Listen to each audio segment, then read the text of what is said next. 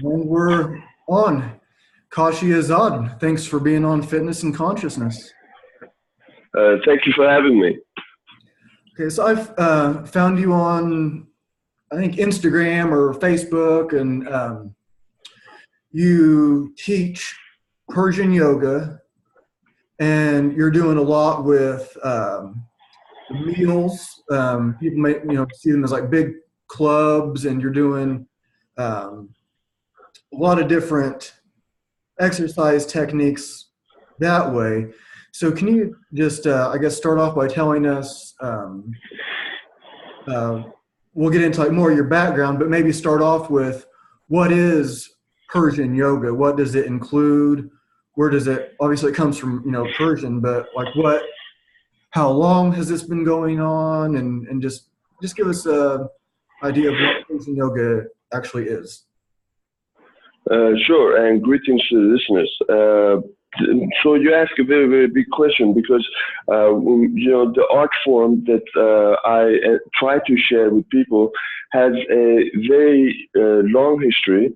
And, to kind of like address your first question of what is Persian yoga, I guess I could say that it's a movement practice. It's a movement protocol. And it's also a very ancient tradition. The word that we use in Persian for this art is Pahlavani, and it is that art really that I'm trying to share and spread. Now, the name Persian yoga is the name of my business and the name I chose to use to promote this traditional art to a Western audience. I have been practicing this art over 10 years now, and for the last coming close to 4 years, I think, I've been doing this full time as a business. So, quickly, I discovered that, the term Pahlavani and the term Zulkhane, which I will also, I guess, talk about because these are related a little later on, were very, very foreign to the demographic, that I'm trying to address. So I chose this name, Persian yoga, because the art is, as you mentioned, Persian, and the objective or the goal, I should say perhaps, of this art is to create unification, is to create a unification of all the physical and mental, and to a certain extent also the spiritual qualities and characteristics of you as a human being towards being as strong as possible. And that strength is embodied in this art by the image of the perfect warrior, the knight, the real man, the authentic man, who is honed and sharp to all extent of his capabilities, be it, as I said, physical, mental, or spiritual. So that is kind of like what Pahlavani is about. And as I mentioned, I use the word yoga here as signifying that unification, because that is, of course, the meaning of the word. And so it is the, I suppose, Persian method or Persian expression of a physical practice to attain those characteristics that I mentioned. I hope I'm answering your question right. Yeah, it's it sounds very good. I've watched a lot of your your videos and um, your one of the latest ones I saw. It says you're um, the only Iranian that teaches women yoga openly. Uh, so when you're talking about like the Pahlavani, I think I'm pronouncing that close, right? Um, maybe that doesn't always that it's not always looking like what people would in the West would maybe like think of as yoga. We're doing up dog, down dog, warrior one, two, that kind of stuff. But you're doing that also, right? You're doing like hatha yoga. We'll just call it like hatha yoga for. And is that what you're teaching also? And that's you're the only Iranian doing that, or what is it that you're? Because you said you're the only Iranian that's openly teaching women. This is usually the a man's art, and there's. So can you just explain that before I fumble it up too much? No problem. Yeah, listen, I teach Pahlavani. That's the only thing that I teach, and I teach it openly. You know, if a tree wanted to learn it, I'll teach it to a tree. You know, I love this art, and I want to share this art with whomever has the eyes to see and the ears to listen, and the will to derive and practice this art to derive the benefits and reap the fruits of it. So, you know, woman or man doesn't matter to me. This art is traditionally practiced by men only. And in Iran, you know, the Zulkhane, with the word that I mentioned before, I like to expand on this term a little bit before I continue, is the place where they practice Pahlavani and where they hold the Pahlavani ceremonies. Or for simplicity, I'll just say Persian yoga.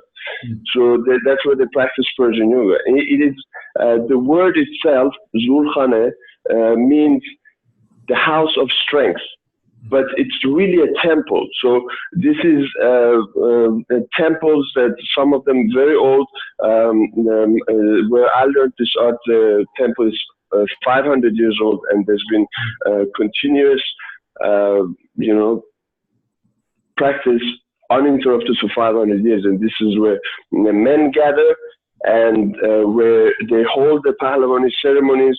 And it's a ceremony that worships strength. So you're doing a ritual movement practice with the objective to invoke strength in your being, you know, and this is done to the drum beat of the Morshed. The Morshed is the Guru, that's what it is referred to as, and the recitations of spiritual text, ancient mystic poetry from Rumi, Hafiz, Ferdowsi, and others, that is meant to invoke this spiritual strength in you at the same time as you're practicing this physical art. You know, so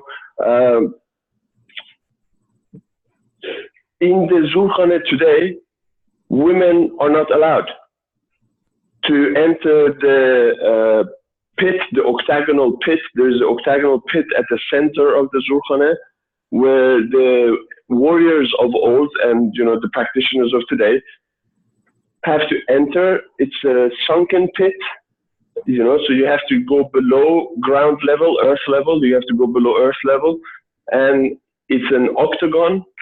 And in that octagon, the men perform this practice ritual. And these institutions, the temples, are privately owned, you know. So there are private gyms in a way, you can call them, like a CrossFit center, I guess, comparison, you know, to what would be the equivalent in the West, I suppose, you know. These are privately owned, and the tradition is that women are not allowed into the god or the octagonal pit where the men they practice. And that's kind of like a place where the owner decides what the rules of the house is, So I'm not going to comment about that. That's like up to whomever, how they're going to run their zulkhane or operate their, facilities. But that has obviously the effect that women are not taught. And traditionally, it's a man's art, so, and that's kind of like how it's been there. But obviously, I don't live in Iran. I'm in Sydney, Australia, and here I share it openly with everyone. And that has had some consequences and I guess mild repercussions for me. But I stand on where I am, and that is to share this art openly with whoever wants to learn and gain the benefits of it. Yeah, I think that's really cool, and like you said, if people can, like mind their own business. So if I have a business, I just want to teach men. You're not going to tell me anything. You're just going to open up another business. And you're going to teach everyone. You're going to teach women, and then I can do my thing. I can do what I think is right. You can do what you think is right. So I like how you worded that, because there is, I think there's a reason for both, and kind of like maybe like depending on what the intention is. Like there's like someone I know. Her name's Himalaya. She teaches. It's kind of like yoga stuff, and she has like some classes that are just for women. It doesn't mean like, it's nothing. It's nothing bad. It's just like, here's something that's just for women. And like yesterday, last night I was at a sweat lodge, kind of like a Lakota style sweat lodge, and like one of the men was talking about having like being able to like mentor other men, because the stuff we're going through, and we're always like praying for the women. We're trying to help the women. We're trying to do all this as men. We don't pray for ourselves. And so I kind of see it both ways. But can you tell me like why in Iran it was just for the women? I mean, this is like a warrior art, so that kind of makes sense in a way for it to be men, or I can at least see it that way. But can you tell us like why it was like that, and then what were the consequences of you teaching women also, and who are these consequences coming from? Sure. Look, I think it's very poignant, I suppose, the point that the experience that you just shared with me, in that, absolutely. I mean, I think personally it's a beautiful thing that there is, female-only circles and men-only circles, because without getting into the differences and gender politics and these things, but there are differences, and I think it's a beautiful thing that you'd have the opportunity to celebrate both, like together and separately. So I think it's a beautiful thing that there is a temple where you can go and worship the masculine energy, and a brotherhood, so to speak, and it adds a lot of value.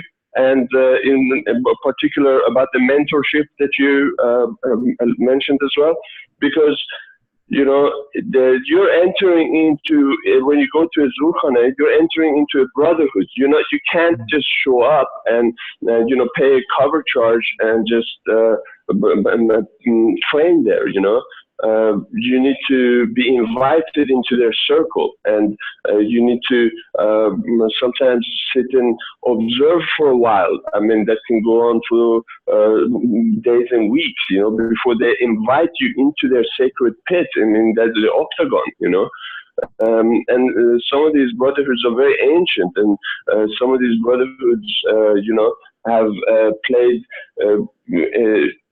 history-altering role in events that have occurred throughout the history of the nation.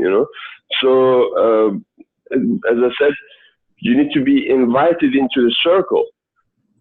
So, you know, going back to the second part of your question about, you know, why it's just men, that has obviously, you know, a lot to do with the history of Iran itself as a nation. And, you know, I don't want to be discussing politics because that's not kind of like what I like to do. I like to share information about Persian yoga, but I think it's kind of like inevitable, I guess, that you know, currently in the situation that exists as a consequence of a long history, it's that women are not taught.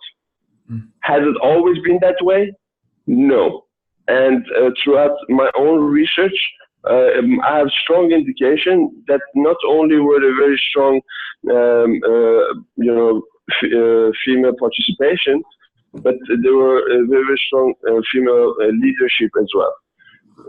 That came out as a result of, you know, this art form, you know, and the history of it.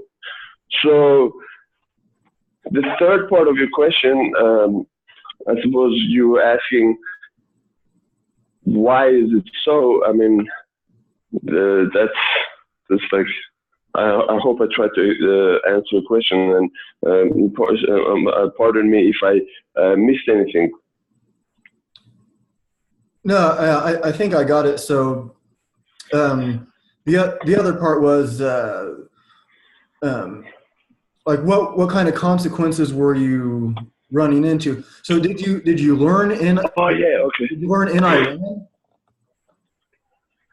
No, I went there. I mean, I grew up in Sweden, and my family migrated from Iran during the war. And you know, from the age of 7, I grew up in Sweden. Where, and you know, I'll tell you a little bit about how I came into contact with this art. It was through my uncle, who was or is I should say, is a practitioner of the arts, you know, and.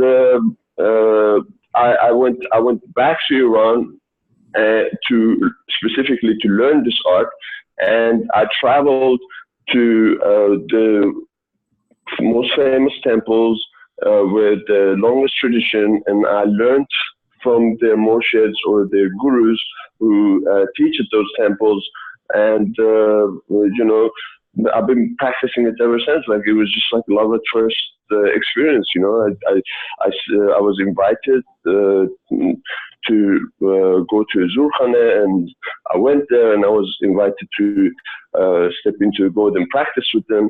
And at the time, I was mid-20s and very fit. I used to be a competitive martial artist, you know, at amateur level.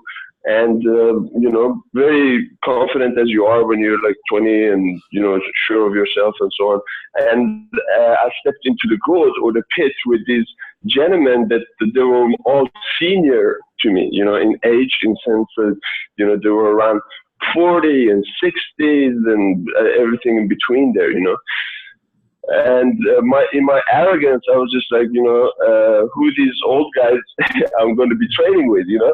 And we started by performing, you know, they started by performing the sequence of training, which is very important within the art, and the group training or the group circle. They start with doing push-ups on the shena or the push-up board, and you know, they did close to 250 push-ups on the shena in a flow, and that was my first experience, and I was completely blown away because that was just a warm-up, you know, because then we came to the meal or the clubs, and yeah, so I love a good challenge, and I love a good strength training, and for me that was just like, as I said, love at first experience. So it was very challenging, but also very, very invigorating. Afterwards, I just felt really great. And I looked around and I saw these all the guys, doing such great strength feat that had me on my knees after like 50 push-ups, and they were just keeping going. So that's when I knew, like, I need to have this in my life, because that's how I like to be, strong and whole and nimble and movable, like these guys were.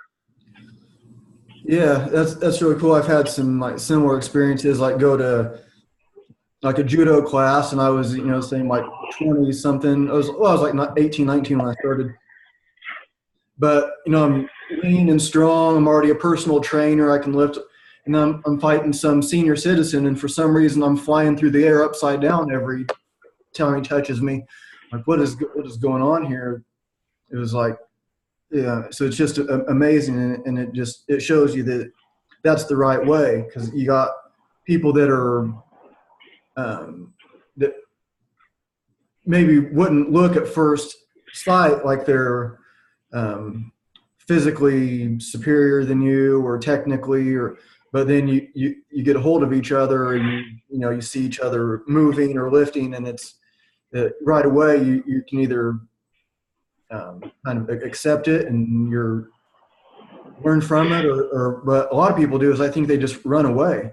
So like when you're saying like that, the women that were doing these art, I wouldn't be surprised if you found that a lot of the women ended up, I don't know like what the percentages would be, but like outperforming the men. They're like even in leadership positions, because like some of the classes that I've taught can be pretty tough, and I've had guys kind of, I guess maybe like wimp out isn't the nicest way to put it, but then like two of the most consistent ones I have are women. It's like, because they're tough enough, so maybe they're not outlifting a man, but they're outlifting some for sure. But women have a toughness and a mental endurance, pain threshold. I don't know what all it is, but in some ways, just women are just a lot tougher, and maybe maybe that has something to do with it also. Like, so the ones that do stick around and learn from you, do you find that do they end up being more consistent, or do they end up having better technique because their strength isn't as good or something like that? So like what's the experience there? Does that make sense? I don't know if I made sense. Look, maybe if I try to answer it this way, strength is universal, but it's also an individual experience, So there are men and women, and again, like it's like the strength. It's yours to develop. So as in my personal experience, if you asking me as a coach, I've had the full spectrum, of very strong guys that can train with me, very strong women that can train with me. And if I were to comment on their specific kind of like capacities and differences, and put it into context of Persian yoga, I would say that, Persian yoga or Pahlavani was really designed by men for men, and it was like, it's a very masculine art. And as I mentioned, I can't talk about lifting and coaching in the context of like the Western gym experience, because I've done that too. I've been a boxing coach for a very long time, and again, that's like a completely different context. But in the context of Persian yoga, again, it's an art form that has been designed with the masculine sensibilities in mind, so it's a very, again, I answer it this way.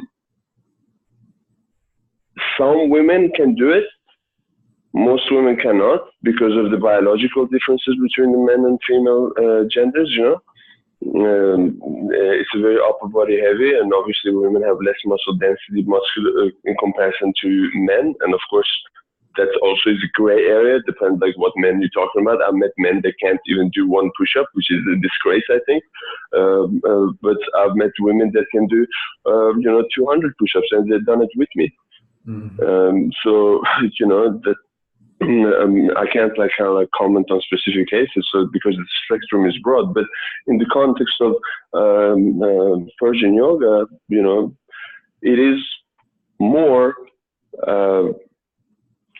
masculine oriented, and it's, as I said, designed by men for men. But that doesn't mean women can't do it, and that doesn't mean women shouldn't do it. I mean, they like to do it, sure. Like, let them do it. Like, what's the problem? Yeah. Yeah, I was just wondering, because for jiu-jitsu, so it's going to be you go to a jiu-jitsu class, it's going to be mostly guys, but women can go too, of course.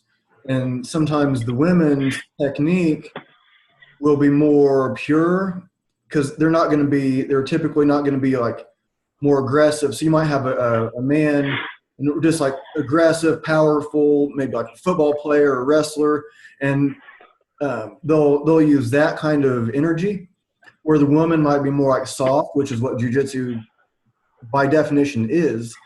So they end up like developing their technique more, or even like guys that are not as physically strong or powerful end up better than the guys that are physically strong and powerful. They end up having like better technique. Yeah, I get you now. I get you. Well, in that sense, I guess I could say it this way. One of the qualities and characteristics that Persian yoga develops is a sense of rhythm, and that's a very, very important quality. And the sense of rhythm is, what we believe in the Zulkhana tradition, and also like my personal, what I believe is that it really sets apart the,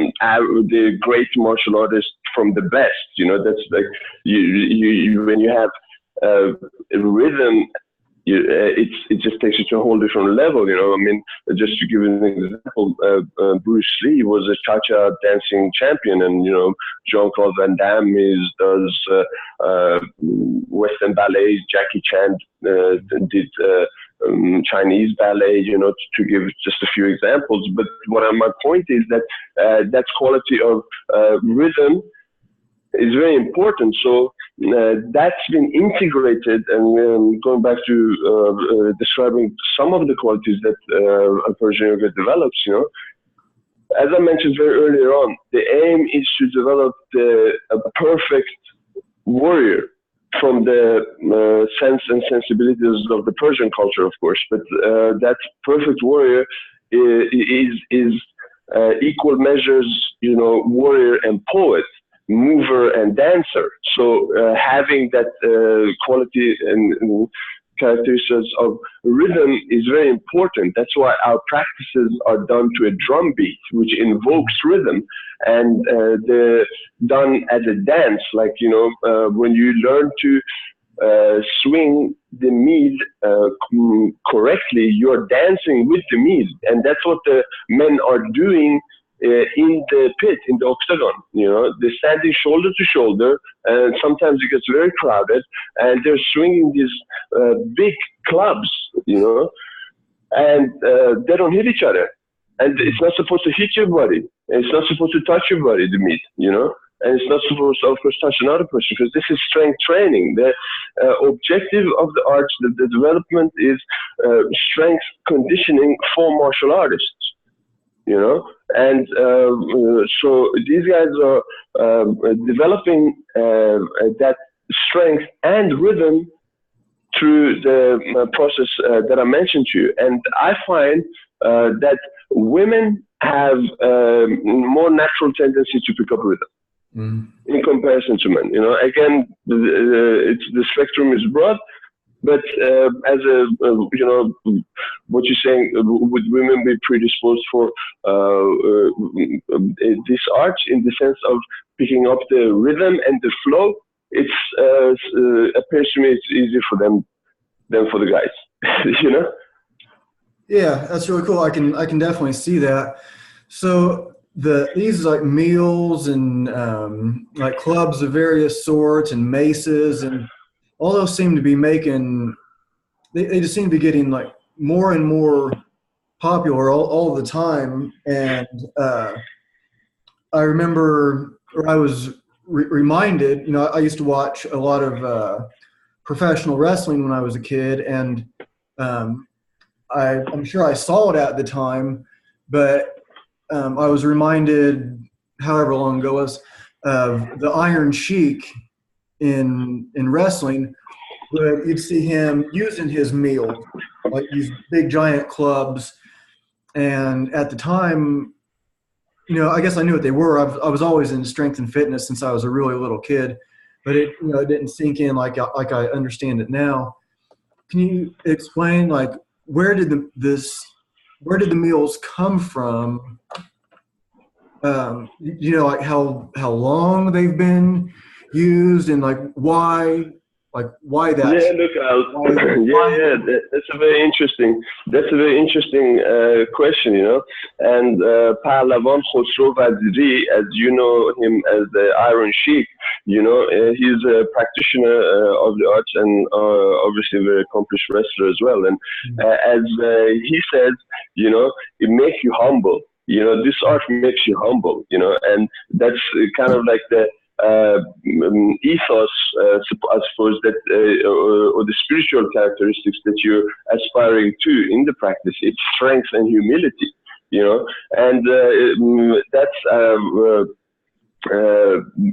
going back to the practice, is that he obviously demonstrated the use of the meal, which is the third art of the 7 arts of Pahlavani.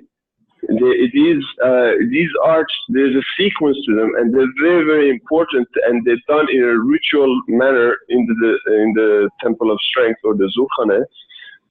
And it has a very great significance, because practicing the sequence of this art the way it has been taught for thousands of years, chest to chest, in a lineage of master to apprentice, to modern day.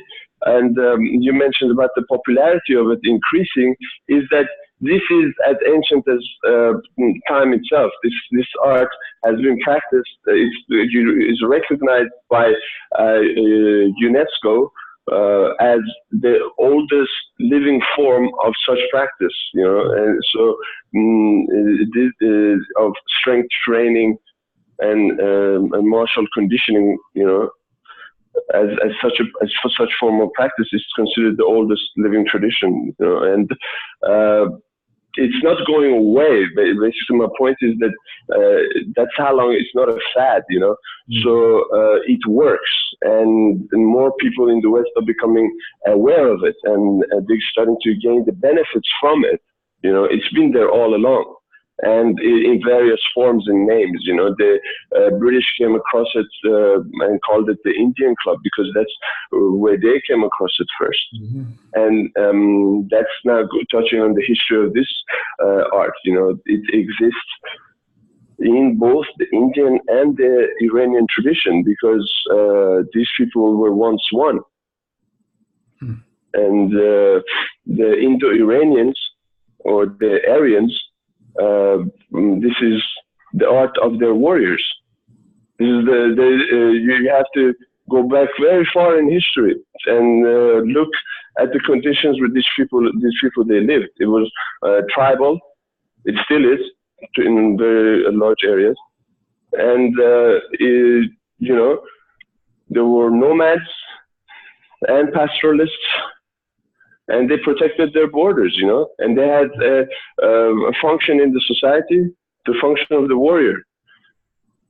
And to develop these warriors, they had schools, they had temples where they taught these warriors how to be warriors, you know, and make them strong and prepared in all aspects that, you know, you could encounter. So they developed this curriculum. And there's a sequence to this curriculum. You can't just like pick and start doing clubs because it looks cool. You know, it's part of a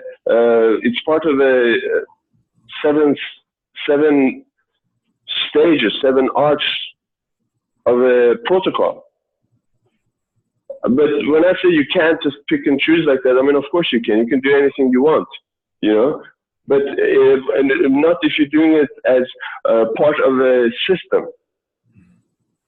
If you're doing it, if you're practicing as part of a system, then you have to proceed systematically and methodically. And I guess that's what Pahlavani brings. I guess it's a structured and systematic art that has been developed throughout the last couple of thousand years, because the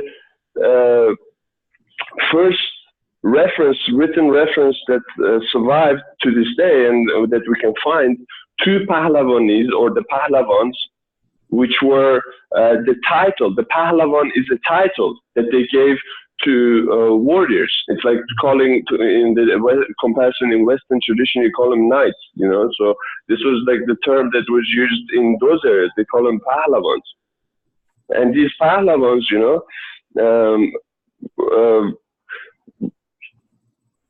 used as I mentioned, this is a very ancient tradition. Used the first tool of mankind, the club, the first instrument and the first weapon of mankind. It's the club, you know.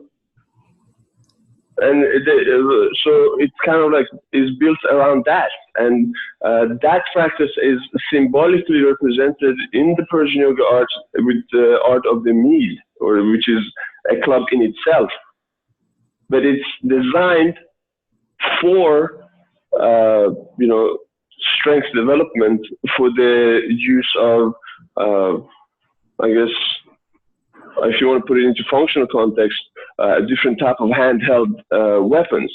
But it's not for teaching you how to use those weapons, although it develops those skills too. It's mainly used as a strength development tool.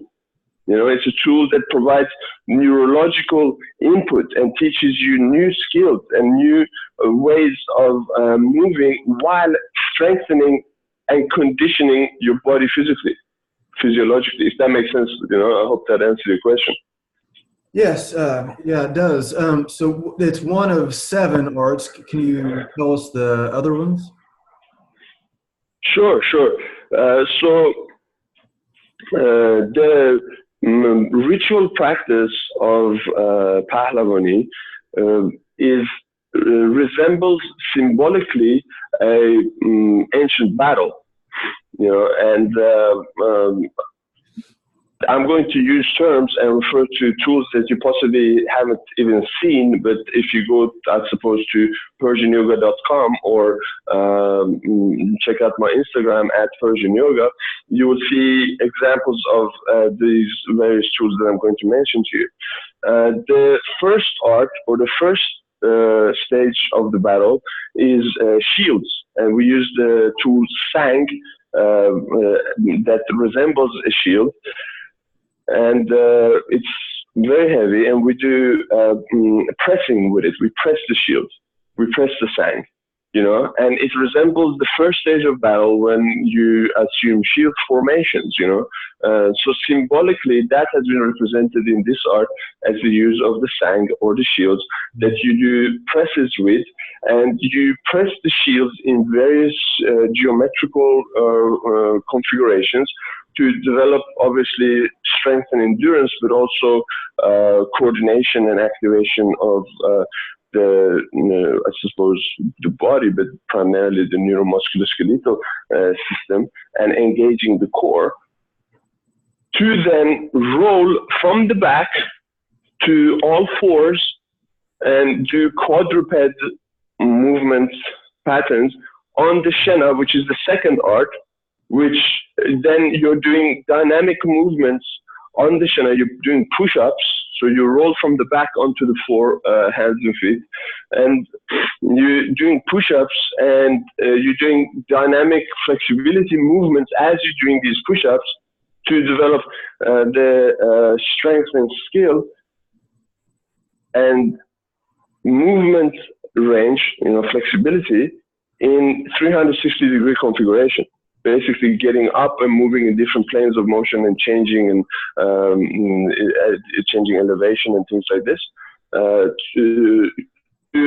This resembles the second stage of battle when the two siding armies, I suppose, or warriors in this case, I guess, are clashing into each other, and you're pushing and you're being pushed down, and you're going to push yourself up, and you have to push yourself up maybe in a different range of motion because something's coming at your head and something's coming at your back, and all the chaos of battle, I suppose, And symbolically, that's represented in Persian yoga or in Pahlavani with the use of the shena. That I described what the practice, how it is shaped. And then, obviously, it's the main part of the battle is like when you're using weapons and you're bashing each other up, basically. And that's represented in the art of the meal, and that's the third art. So you see, we went from the back to all fours to standing on 2 feet and manipulating 2 tools that we're holding in each arm. And this has been suggested in other people's research that it's the ancient motor program that each individual has that is triggered through their external environment throughout their first year of development as a child, so that they go from the rolling on the back to all fours, start crawling, and then they get up and stand on the 2 feet and start walking around and touching with their hands, exploring their environment. So that is kind of like the protocol that we're going through in the practice of Pahlavani with load, with external resistance, to develop strength in the full range of body movement on all the planes of motion.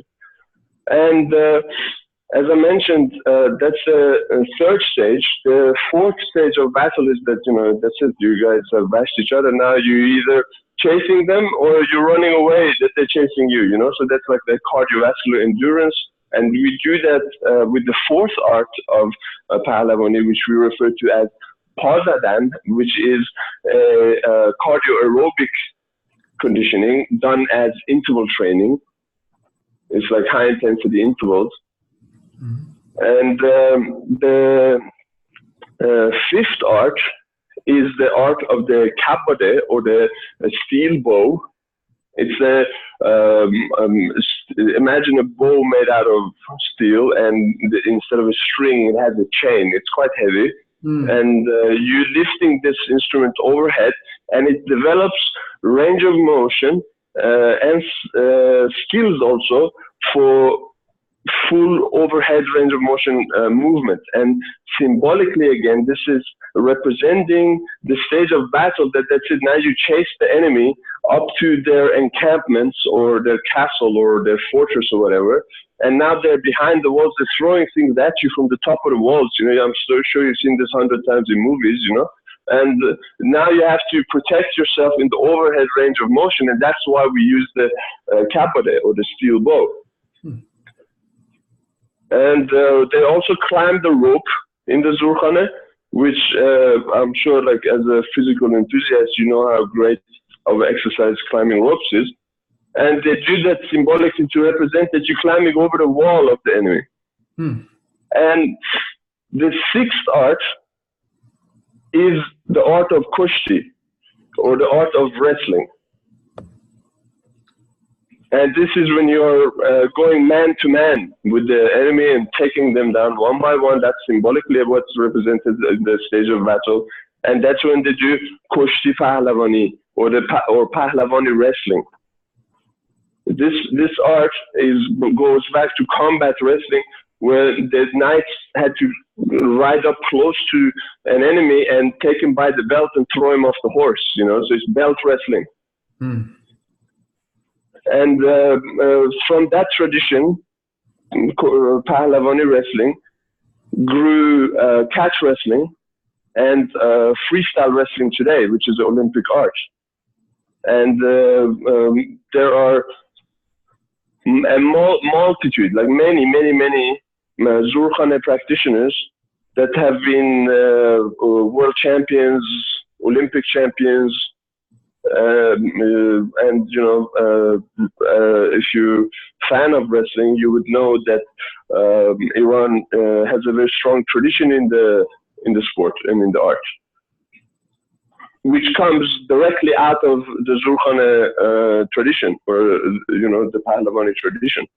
So that's the connection there as well. So that's the sixth art of Pahlavani. And the seventh art of Pahlavani is the art of the drum and the bell, which the Morshed or the guru uses to direct the ceremony, to lead the practice. So after you mastered all the physical arts, now you're really mastering an artful instrument, the art of reciting and the art of, basically leading the worship, so to speak. And that's the seven arts of Pahlavani or Persian yoga. Yeah, that's really cool. I knew there was a lot to it, but I didn't know as much as you just spelled out there.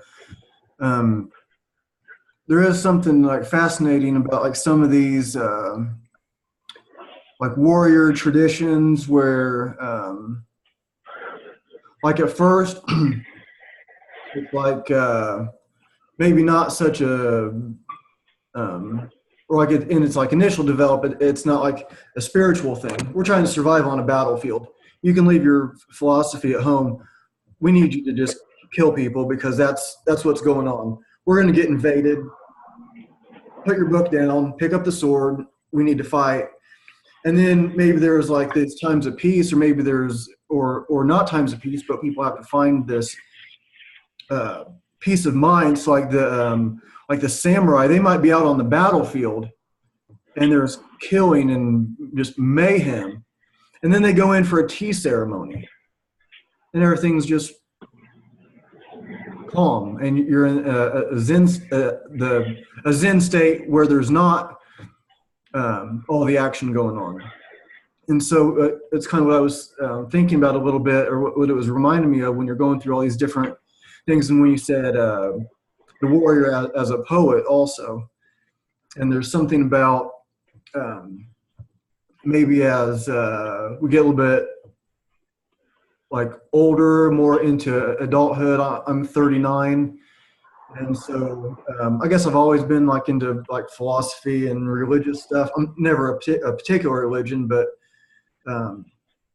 I see like a lot in like metaphors. So like some like really simple things will have like deeper and deeper metaphorical meaning to me. So something as simple as like I posted something the other day. I had some kids in my kids class. Sometimes we throw tomahawks, and sometimes these tomahawks are just sticking, and everybody looks so great. And then sometimes we just miss every time, or not really miss, but it's not sticking. But there's still like some philosophy in that. Like it doesn't have to stick for it to be effective. If somebody throws a tomahawk at you and it just ricochets off your head and doesn't stick, it's still going to be a very effective thing. So it was interesting, this whole system, how it's put together and how it develops, like the warrior as a complete like person also, and through your research of it, and you said your uncle has been a practitioner of this for some time. Like at the beginning stages of it, was it more like, this is just war, we don't need philosophy, we just need killers, people that can kill and defend our women and children and borders? And then was it like more of the philosophy stuff added later, or was it kind of born as this complete system? Okay, listen. It's an art form, I suppose, and we're talking about war, which I think is a horrible thing, and we're talking about like, but there's obviously a reality of humanity, and these type of aspects. So all those kind of like political ideas around this topic aside, talking about the human, because we're talking about human movement. We're talking about humans and human development, and I talk about the physical characteristics, and I said also that it's not whole. That's not. We're talking about the human as a whole. We're talking about the human as again, I don't like to use these division, because that's not the reality of you. That's not you. You're not divided. You are one whole human. And but for the sake of kind of discussion, it's in the West primarily they're talking about the physical, the body, mind, and spirit kind of division.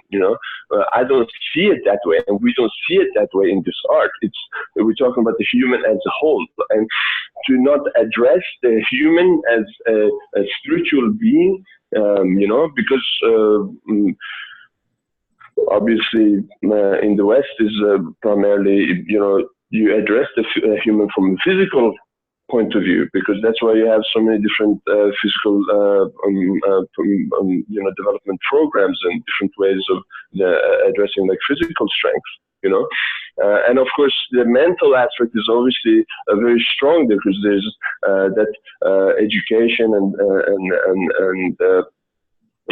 I guess cognitive exercises that also exist, but to not address the person from a spiritual point of view. And right now I'm not saying that that's not done in the West. I'm just saying that it's not done in an integrated way to address body, mind, and spirit, integrated approach for development of the human as a whole, to be a strong human being, not just be a strong physical human being, not just be a strong mental human being, but like really be a strong human being. In the Persian expression, that's the education that they come up with. And it took thousands of years. And you mentioned that, okay, at this stage of life, we just need killers. I mean, to make a human being into a killer, that's very one-sided. It's not a human being, that's a machine, And not to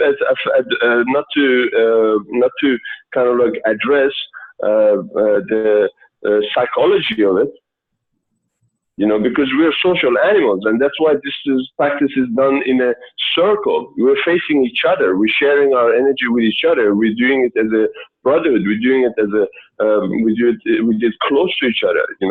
In the Zurkhan, there is a very beautiful tradition of the initiation. The initiation of someone into their brotherhood. And going off on a tangent here, they drink what is referred to as the water of strength. It's salt water. They drink salted water as a form of initiating a new member into their brotherhood. And that signifies, water signifying life, and salt is used for preservation, is to preserve life. And salt is the mineral that we sweat, comes out in minerals that comes out in our sweat. So it's symbolic that we're going to sweat together, So what I'm trying to point out is that biopsychosocial aspect of a human being, also the social aspect of the human being, is to be taken into consideration. And that's why I believe that CrossFit communities have been so successful, into spreading, because there's a need there. There's a need for social bonding, and creating your tribe and creating your clan and sticking together and creating a community and do what's good, not just for yourself.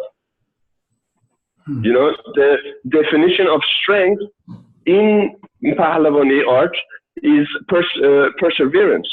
That's the definition of strength. You have to have perseverance. And we pray also as we practice the art. We pray throughout. It's a whole prayer. The whole art is a prayer. But, we pray throughout the art. And we pray for strength for us in overflow that we can give to others. And that's that whole biopsychosocial aspect of the human being that I'm referring to. But of course, This is the approach of the warrior. This is the approach of that caste, of that part of history, of that part of mankind that needed to, either defend or attack, whatever the case may be, needed warriors. And, you look into the history of the region, and you talked about invaders coming and invaders. I mean, do you name it, they've been there. Invaders like from, very ancient past. I'm talking with the Greeks and Macedonians to Arabs and Mongols and Turks and British and American. It's been invasion, non-stop. So they needed to prepare these men. Now, of course, we don't fight that way anymore, but we still need to be strong, if not stronger today. The strength hasn't changed. The characteristics and the qualities of the human being, of the warrior, so to speak, hasn't changed. Our methods have changed, of course, but that's not what this art is addressing. It's not trying to make you a killer. It's not trying to make you a warrior. It's trying to make you a strong human being. Mm. But that expression comes from that human experience, of, being realistic about things and, being a warrior. Yeah, this is all really just kind of amazing. Like some of the stuff that you're saying, and some of the stuff that I've been thinking about. Is like I developed my own system. Like, what am I going to teach people? I teach kids. I teach adults, and so it's like, I've kind of developing my own thing, and I copy stuff from anything I think is good. I'm not afraid to like take somebody's ideas. I mean, that's why we put it out there, because we want to share it. So take what I think is good and put it into my own system. And like at my kids' class, I teach. It's mostly like kettlebell stuff, body weight stuff. But we're also like at the end of the kids class, they read an ancient story from somewhere. It's like one of the kids. I train at a wilderness survival school, and so there's this a buffalo skin, bison skin, and one of the kids will sit on it. And usually like a few of them will get on there, and they'll read an ancient story. Maybe it's from India or Native American, or just like any kind of like ancient story for like 5 minutes. I have like tons of books from the library. Yeah, I want them to get stronger, but we meditate at the end. And one of the kids will say when the meditation starts and when it stops. And I'm like trying to develop them, not just, I want them to be able to like lift a lot of weight, have a lot of endurance, mental strength, but also like understand like some of these ancient stories. Like some of them are like kind of odd, and it's our Western mind might have a hard time getting our minds around some of these ancient stories. Like, what does that mean? But to get them like introduced to these concepts, but like you're talking about it just makes me want to learn more about it, because this whole system it's not. And like you were saying, like the whole thing is a prayer, like this whole system. So you're with like this, I know you're teaching women also, but you're doing like this very masculine thing, and you're close to each other. And if somebody messes up and hits somebody in the head with one of these meals, you could do some damage, but you like trust each other, and you're right there, and you're sweating, and you're training for something, and developing not just your strength and like your ego stuff, but like your spirit and your but the whole thing as a prayer is what a lot of it sticks out. Like so much of what you said, I want to go back and listen again. But like the whole thing as a prayer, like can you, I guess without me like rambling on about like what some of my own experience, like I was just thinking like the sweat lodge I did last night. Maybe this will spark, give you an idea of like what I'm trying to ask because I don't have it formed in my mind very well. No, But I think I get you. Okay. I think I get you. Look, I have to express it this way. What I'm talking about, the worship and the worship to masculinity, towards masculinity, and the ritual being performed as a ceremony, and the ritual having those high reverberations, beyond just the physical, is really an experience to be had in the Zulkhane.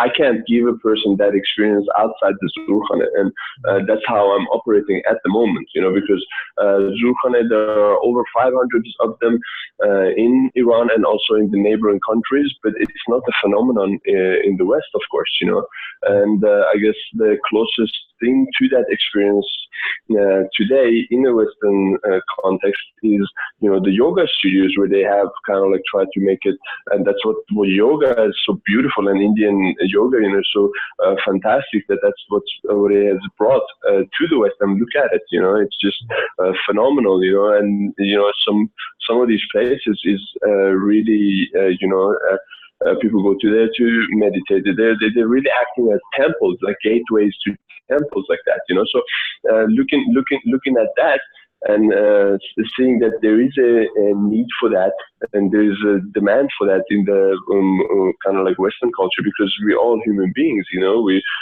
all want and feel the same things, and so giving that deep spiritual experience to someone from this art, because that's what this whole process and that physical practice is aimed towards, is to give you the experience of the state of flow, and to give you the experience of the state of grace, of being strong and being present, and being fully engaged. All systems honed and sharp, and that's it's aiming to give you that experience. I mentioned, some of the arts, and they're all practices, and in the fourth art, the Pahlavani, the whole cardio aerobic section is culminates in whirling, and whirling is one of the very ancient practices of Sufi mystics, it's a movement meditation practice. It's a transcendental movement meditation practice that has obviously functional relationships back to the battle and that context, but without diverging too far. Now, what I want to say is that, it's meant to give you that experience, that spiritual and lifted and invigorating feeling that you can get. And that can't be done, in my point of view, outside the Zulkhane. And, going back to how that can relate into Western context, and some of the activities that you do yourself is, very preventative, that's the role of the physical professional, is to act like a very, very preventative. And so it's a very important role, than just let's treat it when the problem arises. It's very preventative. It's just to get you strong and keep you strong. And, medicine is very kind of like reactive. It's like when something has already gone wrong and you need to treat it,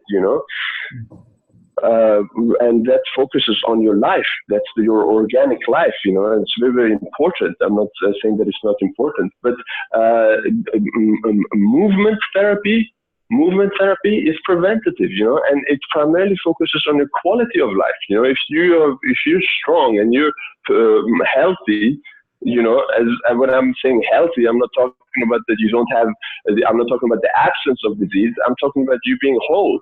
And that's, again, to use those, what's it called, categorizations that often use mind, body, spirit, and so on. For you to be whole, to achieve unification in yoga, it needs to be done through a prayer. It needs to be done through worship. It needs to be done in that context, because we know today through research that how important the role of exercise is, how important the role of movement is, because we are, we have evolved around movement. We have evolved for movement, but that movement isn't just, biomechanic. That movement is also spiritual, That's why we do movement meditation. So I hope that kind of like answer your question that way. Yeah, it does. Yeah, it's like one of those things, I guess, like the more you dig into it, the deeper it gets, and you get.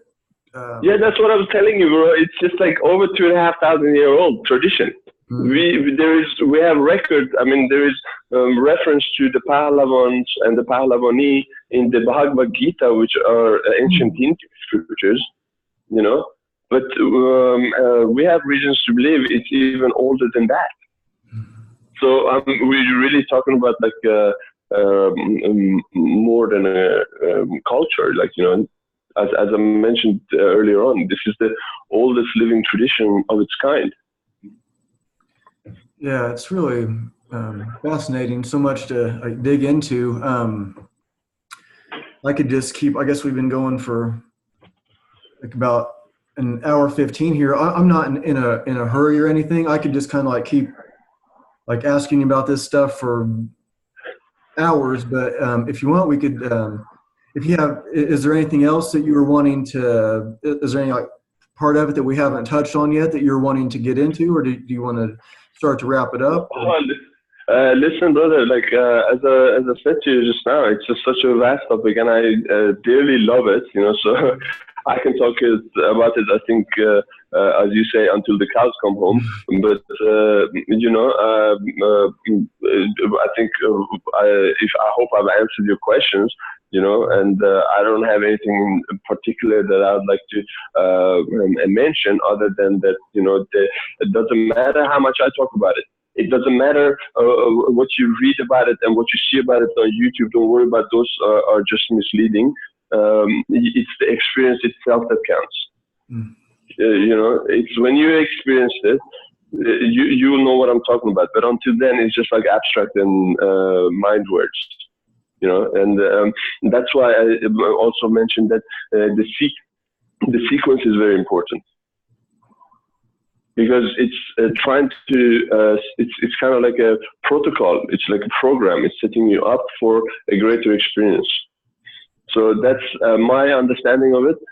That's my experience of it, and that's what I hope that I've come close to, making myself understood and sharing this with you and your audience. And as always, if you feel like chatting again, just reach out and look up my stuff on PersianYoga.com and social media and all that stuff. And as we say in the art, be tireless. Mm. Yeah, I would definitely like to have you on again. I'll probably listen to the episode again, and I mean, I've been looking into what you've been doing for a while now, especially leading up to you coming on. So I had a good idea of what I wanted to ask you about, but it's different after someone is on, and then I get to know you as a person more and what you like keep repeating. So then for next time, maybe I'll have, I prepared for this one, but next time I'll be maybe even more prepared. Or maybe you'll be like, oh, I wanted to actually get into this more, or I wanted to. So yeah, I would like to have you on again for sure. How do people get in touch with you? You teach people online, right? Yeah, and that's been really exciting because I get to reach a greater audience of people that are interested in Pahlavani and generally interested in becoming stronger people. But I do teach online, And it's a really cool experience that I've streamlined in the sense that, you know, it takes very active participation. It takes a very active participation from the role of like the attendee. So if we were to do it together, like you need to prepare for this, you know, basically I'm commenting and providing insights in how to optimize your practice and how to avoid common mistakes, and so that you can, you know, get proficient sooner, so that you can enjoy the benefits sooner. You know, that's kind of like the approach I take to that. But of course, I do also face to face for those who happen to be where I live, which is in Sydney, Australia. And to get in touch with me, I think yeah, there's so many different ways these days that it's almost nauseating. But yeah, social media, Instagram, at Persian Yoga, PersianYoga.com. You can email me, Kashi at PersianYoga.com, any of the above. And I hope that I can, you know, share this a beautiful journey that I'm on, because it's really given me lots and lots and lots. And I can share it with you, and you know, and primarily share the strength with you. So again, I hope I answered all your questions. And as I said, you know, be tireless. Yeah, thank you. I definitely learned a lot from it, and it makes me want to develop my own system even better, learn more about your system, develop my own more thorough. Yeah, look, I just gotta just say one thing about that. This is not my system. Right. You know, I didn't create this. This is a very ancient tradition. I'm just trying to share it. I'm just trying to share it with you. I'm just trying to facilitate and, you know, share it with people. As I said, it gave me so much benefits that, you know, I can't claim this by no way, shape, or form to be mine. You know. And yeah, I didn't copy, and I didn't copy anyone. You know, this is an ancient tradition that I have learned, and I'm passing it on.